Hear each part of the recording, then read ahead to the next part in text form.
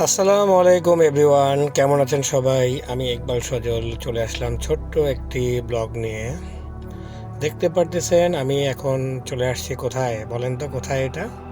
যাই হোক, আমি আপনাদেরকে বলতেছি, এটা হচ্ছিল আমাদের ঢাকার ঐতিহ্য পুরাতন জেলখানা, যেটা চকবাজারে অবস্থিত। খুবই একটা ভয়ঙ্কর জায়গা। আমরা বাইরের থেকে আসলে যেটা ভাবি, আসলে সেটা সঠিক নয়। এটার মধ্যে যখন আমি ঢুকলাম, পুরোটা যখন আমি রাউন্ড দিলাম গাড়ি নিয়ে, দেখলাম যে গাড়ির যতটুকু রাস্তা পুরাটা একটা ভয়ানক জায়গা, জঙ্গলের মতন, অনেক গাছপালা। তারপরে এখন আমি চলে আসলাম, এটা একটা আরেকটা ভয়ঙ্কর জায়গা। এই যে বাউন্ডারি দেখতেছেন ডান পাশে আমার হাতের, এটা হলো আপনার যে আসামিদের ফাঁসির রায় হয়ে যায় তাদেরকে এখানে সম্ভবত রাখা হয়। এটা এমন একটা ওয়াল, দেখেন অনেক মোটা বাউন্ডারি। এরপরে আবার আমি আরেকটা ওয়ালের মধ্যে ঢুকি, দেখেন এটা আরও মোটা। ঠিক আছে, এটার পরে গেলেও আরও একটা অনেক ভিতরে রাখা হয় আসামি, একেবারে যে তৃতীয় গেট, ওই গেটের ভিতরে আসামি রাখার স্পেসটা অনেক ছোট। আমার মনে হয় যদি ফাঁসি না দিয়া এখানে যদি একজন মানুষের রাখা হয়, সে এমনিতেই মরে যাবো গা, এমন একটা জায়গা।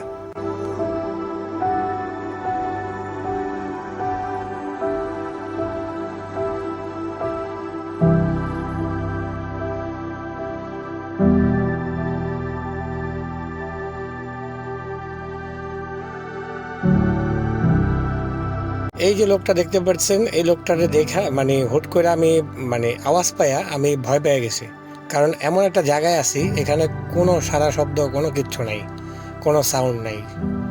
আমি খুব ভয় পাইছিলাম, আচমকা। এখন দেখতে পারবেন সেই জায়গাটি যেখানে ফাঁসি দেওয়া হয়, সেই মঞ্চ কতটা ভয়ঙ্কর দেখতে।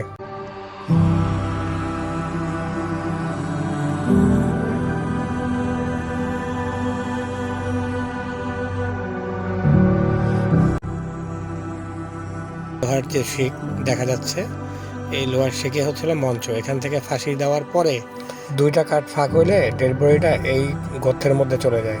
জায়গাটা খুবই থমথমে নীরব, কেউ ছিল না। দুপুরবেলা আমি খুব ভয়ে ছিলাম।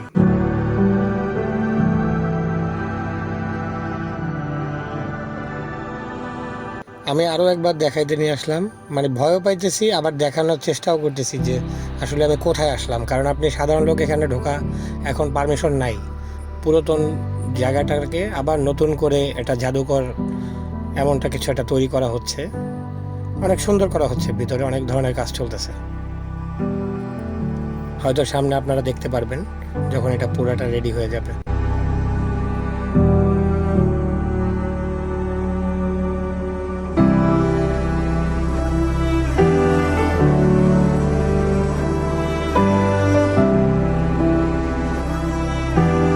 কথা এটা সত্য, যদি আপনারা ধরেন, এটা যখন আপনারা আসা শুরু হবে, মানুষজন ঢোকা শুরু হবে, আপনারা ঢুকলে বুঝতে পারবেন যে আসলে একটা আফ্রিকার জঙ্গলের মধ্যে মনে চলে আসলাম, যে পুরান ঢাকার মধ্যে আফ্রিকার জঙ্গল।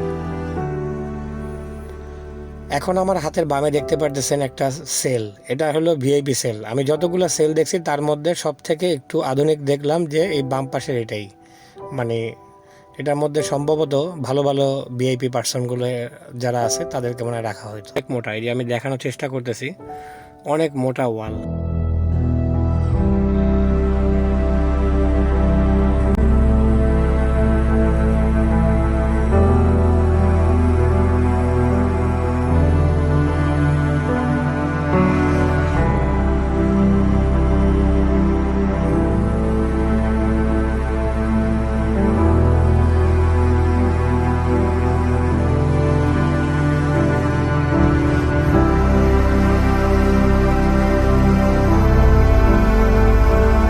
আজকের মতন বিদায় নিচ্ছি। এই পর্যন্ত ছিল আমার এই ছোট্ট একটি ব্লগ। কেমন হলো জানাতে ভুলবেন না কমেন্ট করে।